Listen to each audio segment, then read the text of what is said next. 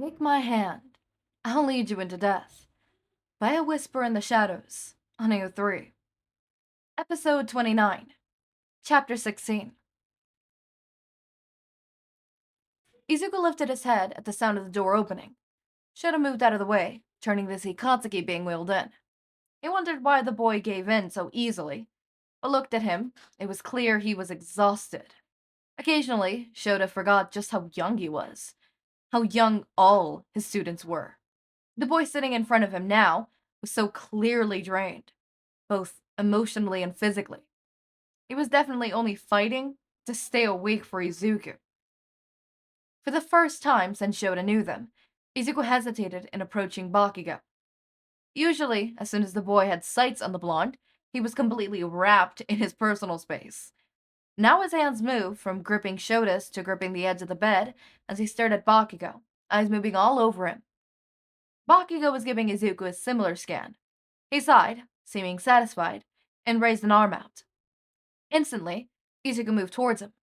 Bakugou grunted as Izuku's full weight was thrown on him, curling himself into a ball on the older boy's lap. Shouta couldn't hear what Bakugou was whispering to Izuku, but he didn't need to. He was happy to watch the tension drift out of both boys so effortlessly in each other's company. His jaw clenched at the thought of dealing with the commission. Izuku didn't deserve their wrath. He was good. Everything he did was for good. They hunted Reaper for so long, wanted him behind bars, and now they had him. They wanted nothing more than to lock him up and throw away the key, not allowing themselves to look past his mask. But Izuku wasn't Reaper. Reaper was whoever was behind Izuku's kidnapping. Reaper was Papa. Yes, Izuku was utterly terrifying in his fight. And yes, it did remind Shouta of where he'd come from, of the things he'd done. That didn't mean he didn't care for Izuku any less. If anything, his urge to protect him became much greater. He'd give anything to rip whoever Papa was to shreds. Destroy him like he destroyed Izuku. No, Izuku wasn't the Reaper. The commission would have to fight Shouta to his bitter end if they wanted him. Izuku started awake. His hands felt warm and his back hurt. He blinked blearily into the black room. Moving his hands to the side, he hummed in contentment at the sight of the sleeping Vaughn, reminding himself where he was. They had gone back to Kachan's room. The panic when he had woken earlier in the unfamiliar hospital room was only brief as he reminded himself he wasn't with Papa anymore. Still, hospitals made him severely uncomfortable, his tension only easing slightly when the nurses said they would get Aizawa. Then he became nervous for a whole nother reason. He had messed up.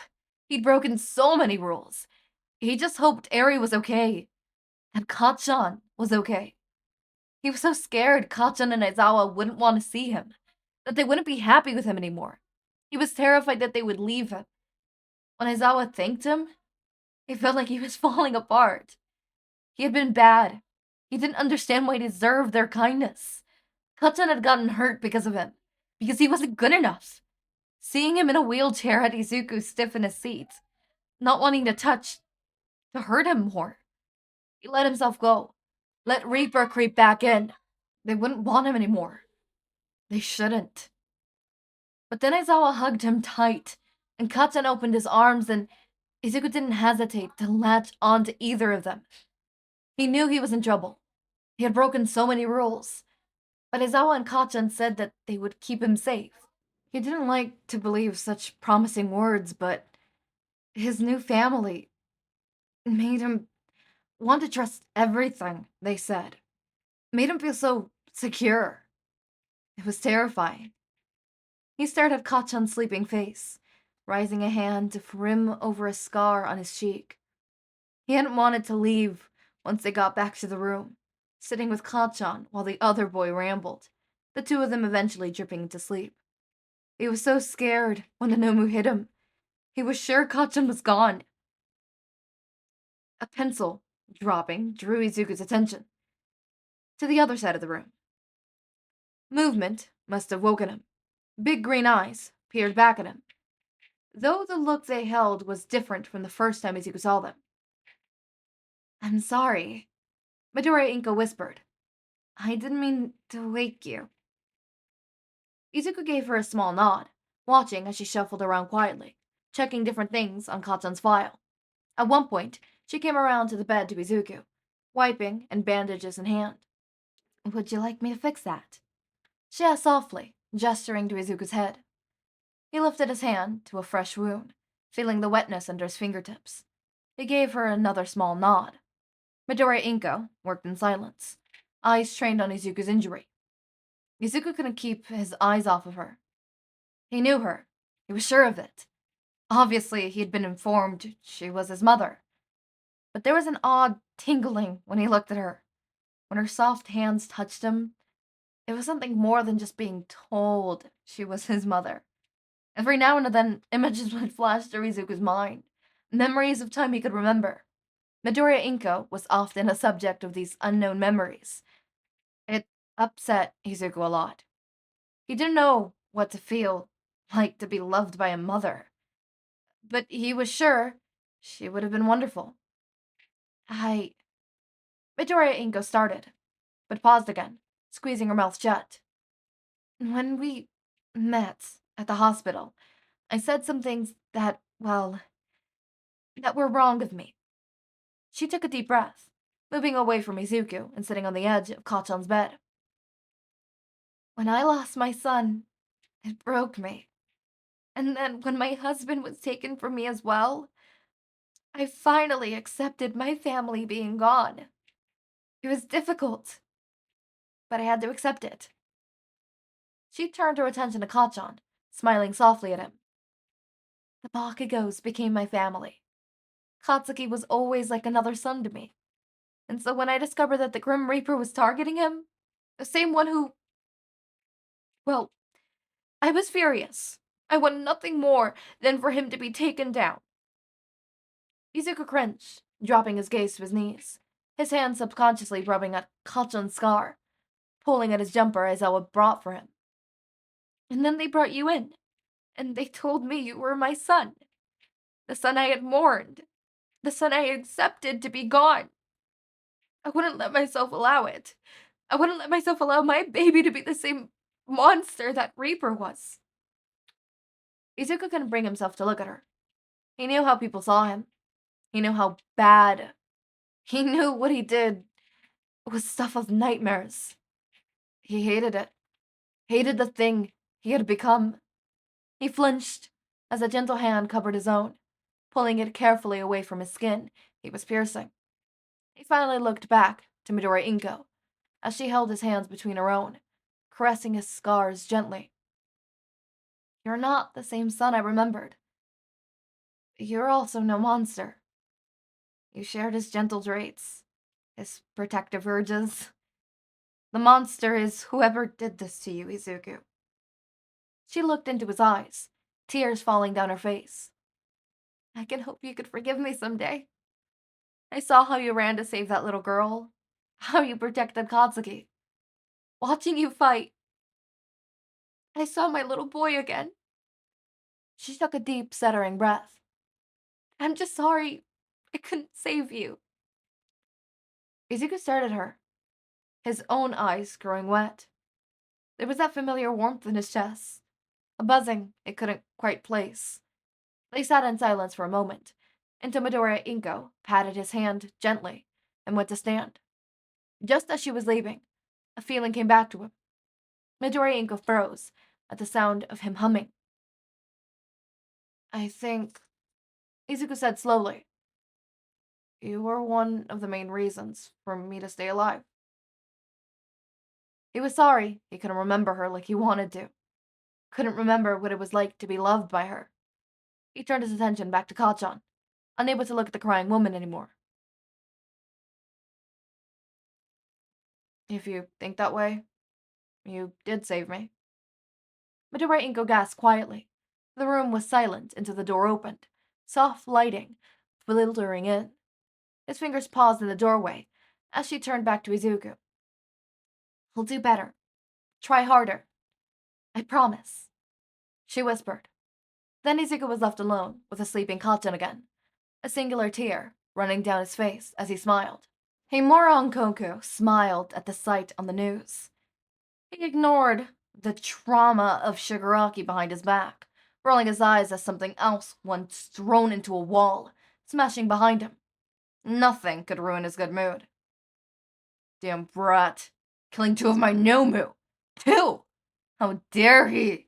When I get my hands on him, I swear. Onkoku laughed at the feeble man-child. Easy, Shigaraki. Reaper will be dolefully punished when his time comes. I might even let you play a bit. He laughed again, returning his full attention to the news, rewinding to see his bunny's victorious green eyes. It was beautiful. It was time his Reaper came home, and this was the perfect way to form a plan. Shigaraki was useful for some things, he supposed. Onkoku never led like the Nomu. He had trained Izuku specifically how to take them down. He had even let the doctor browse Izuku to find weaknesses in the creatures, when he was feeling particularly generous. All for a price, of course.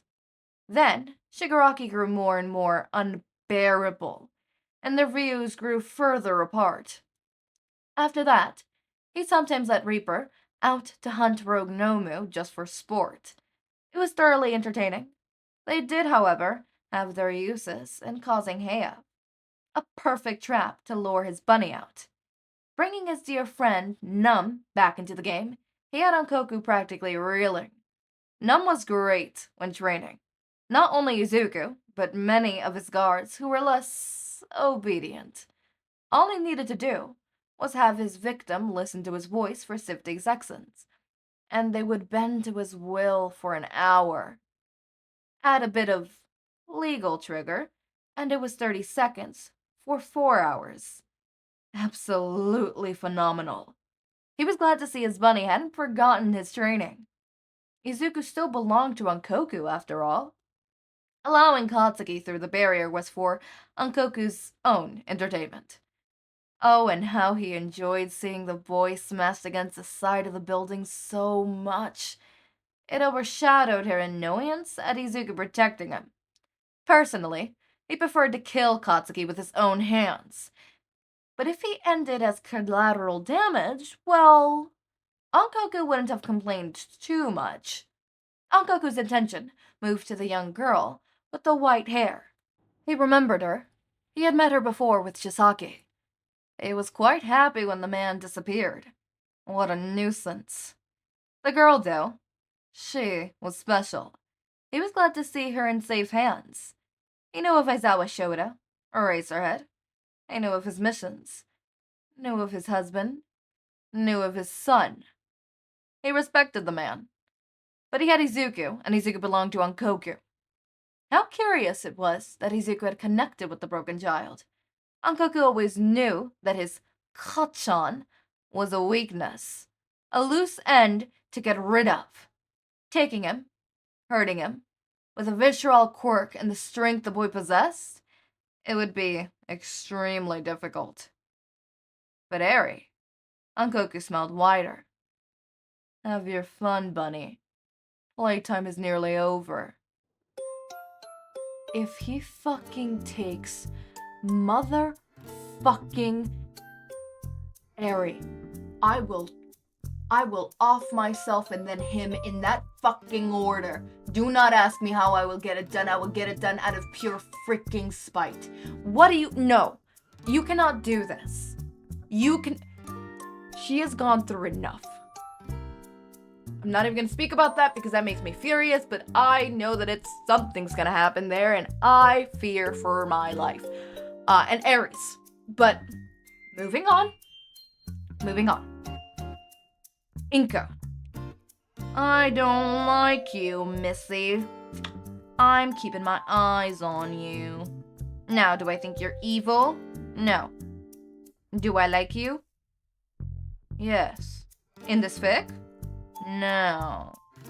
Now, the reason why I do not like Inko is just simply because the way you reacted. I get it. It's nuanced, but that does not mean I have to like you.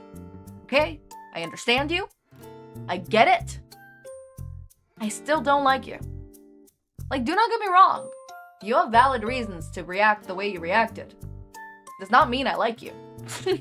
There is a difference between I understand why you behaved in such a manner and why you did such a thing, and understanding that it is completely valid because it is a very nuanced thing. And if we're being honest, there could have been worse ways that she could have reacted. There could have been better ways that she could have reacted with all the trauma that she has gone through. The way she reacted was 100% valid. I still don't like her. Nothing against my Inko, do not get me wrong. I like Inko Fix. Okay, I like Inko. A lot of the time she dies because, like, found family needs her to die. There's, like, one of few where, like, she doesn't need to die. She just needs to be a horrible parent. Or, you know, in this case, she quite literally can't take care of Izuku because, you know, Izuku's a wanted criminal, so. But apart from that, most of the time she used to either be dead or a horrible parent. There was very little in between. I mean, technically speaking, there is no in between, supposedly. But this fic reminded me that there is a very little in between that sometimes people miss. You see, atoms don't touch. And this is where the atoms are not touching. Okay. I don't have much to say. Mainly because I want to get this over with and I want to see what happens next. But I'm not going to be able to read ahead because I just can't. So I'm going to try to record all my videos faster so I could then record the next chapter of this one today. For me, not for you guys. Have fun though. As always, Marian Drops, make sure to eat, sleep, drink water, take your meds. Have a wonderful day or night. Link to my Discord server, socials, and merch shop are down in the description. Subscribe to see more of my content, and thank you so much for watching.